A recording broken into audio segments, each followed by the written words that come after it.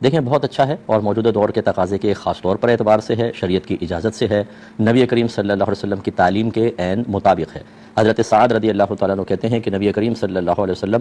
میرے پاس عیادت کے لیے تشریف لائے تو میں نے عرض کیا رسول اللہ میں یہ چاہتا ہوں کہ اپنا سارا مال اللہ کی راہ میں صدقہ کر دوں۔ سرکار نے فرمایا کہ نہیں۔ میں نے کہا آدھا کر دوں؟ فرمایا کہ یہ بھی زیادہ ہے۔ میں نے کہا یا رسول اللہ ایک تہائی کر دوں؟ فرمایا ہاں ایک تہائی یہ کافی ہے۔ پھر فرمایا کہ کوئی باپ اپنی اولاد کے لیے کچھ چھوڑ کر جائے، یہ اس سے کہیں زیادہ بہتر ہے کہ انہیں اس حال میں چھوڑے کہ وہ اپنی ضرورتوں کے لیے لوگوں کے سامنے ہاتھ پھیلا رہے ہوں، دست سوال دراز کر رہے ہوں۔ اس کا مطلب یہ ہے کہ ہمارا مذہب اسلام ایک تو کمانے سے منع نہیں کرتا، کیونکہ جمع تبھی ہوگا جب آپ کمائیں گے، لیکن حکم دیتا ہے کہ حلال ذریعہ اختیار کریں۔ نبی کریم صلی اللہ علیہ وسلم کے جو تعلیمات ہیں اس کی روشنی میں رزق حلال کمانے میں اتنا آدمی مشغول نہ ہو جائے کہ اللہ تعالیٰ کے فرائض کو ترک کر دے۔ لہذا اس کا خیال کرنا ہوگا کہ اس میں اللہ تعالیٰ کی جیسے نماز پڑھنا ہے اور دیگر اس مال کے اندر حقوق العباد ہیں، اللہ کا حق ہے، بندوں کا حق ہے، زکوٰۃ وغیرہ بندوں کے لیے مدد کے معاملات، ان کا خیال رکھے۔ اس کے بعد صحیح مقام پر اس کو خرچ کرے، حرام وغیرہ میں نہ کرے، اور جو بچتا ہے وہ اپنے بچوں کے لیے اگر رکھتا ہے اس میں شرعاً کوئی قباحت نہیں بلکہ بہت ضروری ہے۔ جب بھی کوئی شرعی حکم بیان ہوتا ہے تو بعض کے ذاتی مفادات پر انہیں ضرب لگتی محسوس ہوتی ہے تو وہ ناگوار محسوس کرتے ہیں، جبکہ میرا مشورہ تو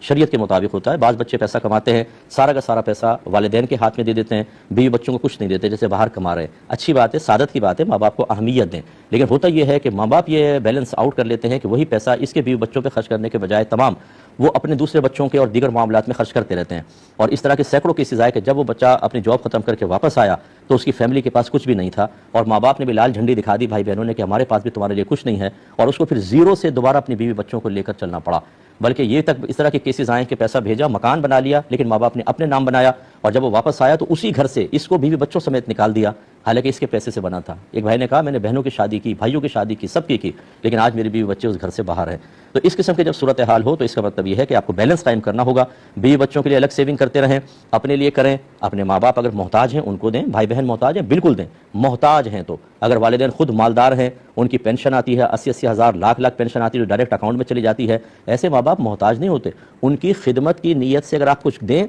کی بات ہے، لیکن آپ اگر نہ دیں اس وجہ سے کہ وہ خود کفیل ہیں تو آپ پر واجب نہیں اور نہ آپ گناہگار ہوں گے۔ لیکن یہاں پر صورتحال یہ ہوتی ہے کہ ہم حق وفاداری ادا کرنے کے زوم میں کہ ہم ماں باپ سے یہ ثابت کرنے کے لیے کہ شادی کے بعد بھی بیوی مجھ پہ اثر انداز نہیں ہوئی، ماں باپ اور بھائی بہن ہی میرے دل میں ہیں، ان کی خدمتیں کرتے ہیں، پھر یاد کرتا ہوں بہت اچھی بات ہے، لیکن جن کی آپ خدمت کر رہے ہیں بعض اوقات ان کے پاس شریعت کا علم نہیں ہوتا، وہ تمام معاملات کو خاندانی رسم و رواج، اپنی سوچ اور فکر اور دنیا کے ذہین لوگوں کے اقوال سے وہ تمام اپنے جو معاملات ہیں ان کو مزین کرتے ہیں، ان کی روشنی میں چل رہے ہوتے ہیں۔ جب شریعت پہ نہیں چلتے تو بعض اوقات پھر یہ آخر میں معاملات ہوتے ہیں کہ کلیشز پیدا ہوتے ہیں اور وہ خلاف شرع عمل کرتے ہوئے ایک بچے کو محروم کر دیتے ہیں۔ اس پر توجہ رکھیں، بیلنس قائم کریں، یہ آپ کے حق میں بہتر ہے، نہ کریں تو ہمیں تو کوئی مسئلہ نہیں ہے، سمجھانا ہمارا کام تھا۔